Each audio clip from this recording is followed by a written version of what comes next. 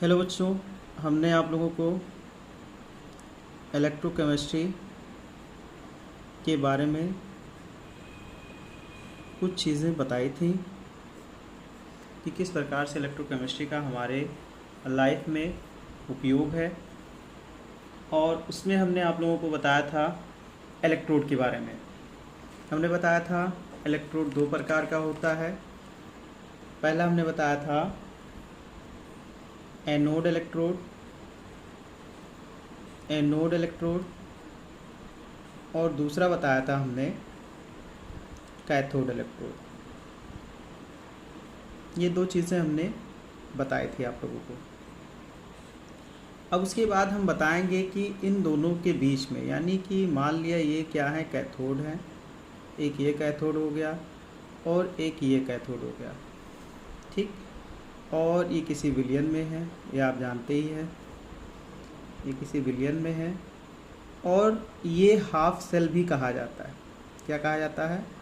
Half cell भी कहा जाता है। अब चूँकि इसको जब हम जोड़ते हैं, यानी अगर हम कहें तो इस इलेक्ट्रोड को जब हम जोड़ते हैं तो इसको जोड़ने के बाद इसमें से जो धारा निकलती है, इससे जो धारा निकलती है उसे हम क्या कहते हैं? Electrode potential. क्या कहते हैं? Electrode potential. तो बच्चों, आज हमारा टॉपिक है इलेक्ट्रोड पोटेंशियल। हम इलेक्ट्रोड पोटेंशियल के बारे में पढ़ेंगे। अब बात ये की गई कि इलेक्ट्रोड पोटेंशियल होता क्या है।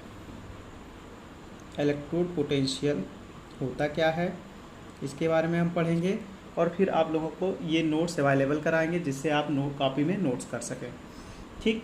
इसमें बताया गया कि जो इलेक्ट्रोड विभव है या इलेक्ट्रोड पोटेंशियल में होता है विभव। और विभव क्या है? यानी जो इनके बीच में जो विद्युत धारा है, विद्युत धारा के बीच के अंतर को इलेक्ट्रोड विभव कहते हैं या इलेक्ट्रोड पोटेंशियल कहते हैं। अब इसमें कहा गया, इसकी अगर आपको परिभाषा लिखनी है तो आपको लिखना होगा कि जब किसी धातु के क्षण को, तो इसमें इम्पोर्टेंट पॉइंट क्या है? कोई क्षण है, ठीक।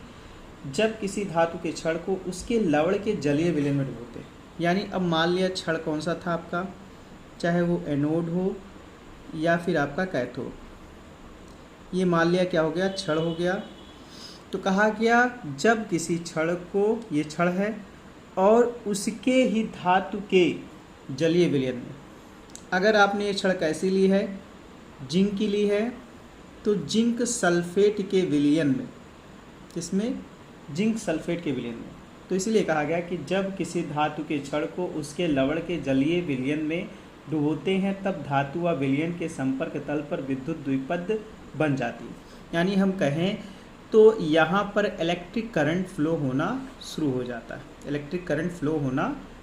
जाता है, जिसके परिणाम स्वरूप धातु यानी ये और इसके विलयन के संपर्क तल पर एक विभवांतर उत्पन्न हो जाता है। इसी को हम क्या कहते हैं? इलेक्ट्रोड विभव। अब बात करते हैं उदाहरण की, तो इसको हम पहले बना लेते हैं। देखिए, अब उदाहरण में बताया गया हमें लेना क्या है? कोई जिंक सल्फेट है। कैसा है? ये विलयन के रूप में है और इसकी छड़ है जिंक की, ठीक है। इसको हमने क्या किया? अगर हम कहें तो जिंक सल्फेट के विलयन में हमने क्या किया? एक धातु जो क्या था? जिंक था, उसको हमने इस छड़ को रख दिया। तो हम देखेंगे कि Zn जो है वो Zn2 plus ion plus 2 electron इससे निकलेगा। यानी अगर हम कहें तो इसके धातु में 2 इलेक्ट्रॉन की कमी आएगी, ठीक है। और यही क्या था? ये जो कमी है, यानी अगर हम कहें इलेक्ट्रॉनों का निकलना ही और जो धारा प्रवाहित हो रही है, वही क्या है? इलेक्ट्रोड विभव है या इलेक्ट्रोड पोटेंशियल है। अब इलेक्ट्रोड विभव को प्रभावित करने वाले कारक कौन से हैं? तो इलेक्ट्रोड विभव को प्रभावित करने वाले कारक। तो सबसे पहला हमें धातु की प्रकृति पता होनी चाहिए, यानी कि जो आपने मेटल्स लिया है वो कैसा है, कॉपर्स का है कि जिंक्स का है, इसके बारे में पता होना चाहिए, प्रकृति। दूसरा सबसे इम्पोर्टेंट पॉइंट है ताप, टेम्परेचर, और तीसरा है विलयन की सांद्रता, विलयन की सांद्रता। उसके बाद बताया गया इलेक्ट्रोड विभव के प्रकार, यानी इलेक्ट्रोड विभव के भी कई प्रकार होते हैं। तो सबसे पहले हम इसके नोट्स के बारे में आप लोग को बता दें, ताकि ये टॉपिक आप अपनी कॉपी में नोट कर सकें। Just a minute.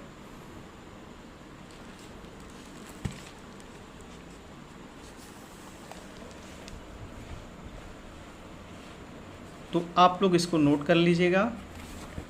नोट्स में आपको बताना है कि जब किसी धातु के छड़ को उसके लवण के जलीय विलयन में डुबोते हैं, तब धातु व विलयन के संपर्क तल पर विद्युत द्विपद बन जाती है, जिसके परिणाम स्वरूप धातु तथा विलयन के संपर्क तल पर एक विभवांतर उत्पन्न हो जाता है, जिसे इलेक्ट्रोड विभव कहते हैं।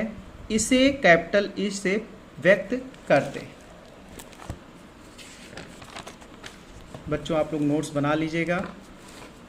SRTC के बच्चे पूरी तरह से नोट्स अच्छे से कंप्लीट करें और यही याद भी करना आप लोगों को।